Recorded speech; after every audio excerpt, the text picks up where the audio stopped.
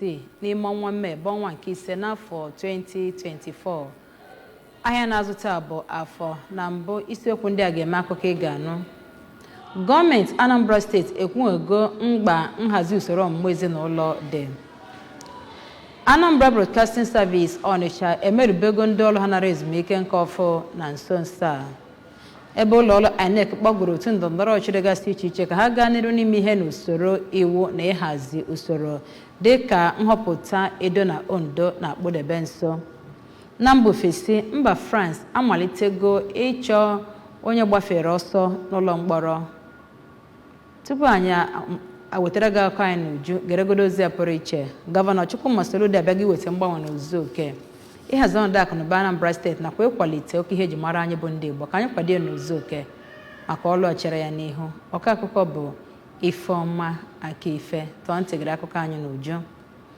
Kọmishọna Anambra Steeti na-afụ maka ahụike bụ Dr. Afamobidike ekwughego mkpa nhazi usoro ọmụmụ ezinụlọ nakwa inye ohere tupu ewee mụọ nwa ọzọ dị n'obodo. Dr. Obidike mere ka amata nke a n'oge mmemme akpọrọ State Cascade Training on Long-Acting Reversal Contraceptives LARC bụ ihe gbasara usoro nhazi ọmụmụ ezinụlọ dịka ọ gbadokarịrị anya na level plant na implant nakwa hormonal IUD na njikọ aka ministri etiti na-ahụ maka ahụike nakwa ọdịmma obodo bụ nke achịkwabara n'Ọka.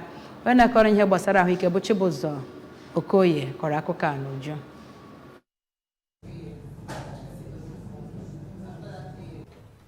Dịka onye kọmishọna ahụike ahụ si mee ka amata, iwugharị ezinụlọ n'ebe metụtara ọmụmụ bụ ihe dị oke mkpa na ụwa taa maka na ọ na-enye aka butuo ibu dịrị nne na nna n'ebe ụmụaka nọ, makwa ka nwaanyị jiri aka ya na-ehu oge ọ chọrọ ịmụ nwa na ihe ndị ọzọ. Dọkịta Obidike kenere otu DKT maka ịkwado steeti a n'ebe ọ metụtara iwugharị ezinụlọ maka ọmụmụ ma kwuo na gọọmenti steeti a ga na-enye ha nkwado iji hụ na gọọmenti mejupụtara ebumnobi ha ebe ọ metụtara iwugharị ezinụlọ maka ọmụmụ. Ọ gara n'ihu gwa ndị ahụ bịara ya bụ ihe nkụzi ka ha jiri ya kpọrọ ihe na-akọwakwara ụmụ nwaanyị etu iwugharị ezinụlọ n'ebe ọ metụtara ọmụmụ dị, gwakwa ha ihe ndị bụ ihe ntụmadị dị n'ime ya ka ha nwere aka ha họrọ nke ha chọrọ. Onye Anambra State Family Planning Coordinator bụ Oriakụ Amaraeze Okenwa kenere otu DKT maka ikpokọba nkụzi abanile ahụ ma kwuo na enwetara ndị ọrụ ahụike site na nke nwe bekee kpọrọ tertiary, secondary na nke ime obodo akpọkwara primary health care centers. Oriakụ Eze Okenwa gara n'ihu mee ka mata na emesịa ya bụ nkụzi na ndị ahụ akpọrọ reproductive health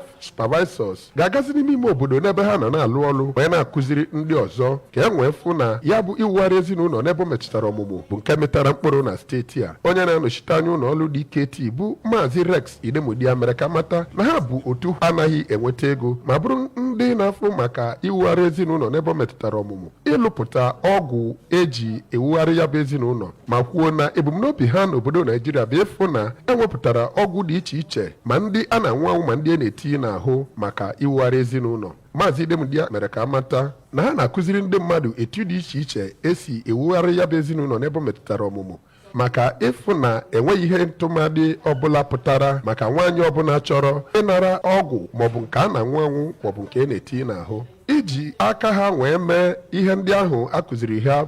Ihe kacha pụta ihe ọ ga-ahụ bụ mgbe ndị ahụ a na-akụziri ihe bụ ndị jizi aka ha wee na-eme ihe ahụ akụziri ha tinyekwara ajụọ aza. Site n'Ọka, aha m bụ Chibụzọ Okoye maka akụkọ ụwa ABS.